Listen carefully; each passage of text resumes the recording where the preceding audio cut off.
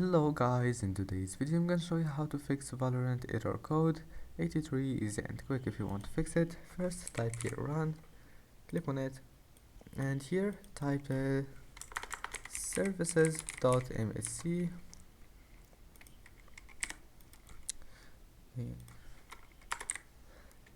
Type here services.msc and click OK, and then scroll down until you find here VGC. Right click on VGC, click properties.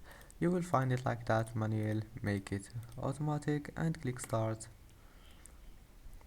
Now apply and OK and close this window, and then open Windows Security, go to virus and threat protection, go to manage settings and disable real-time protection. Now your problem must be fixed. If that doesn't fix it, just close it and then turn on again real-time protection and restart your PC.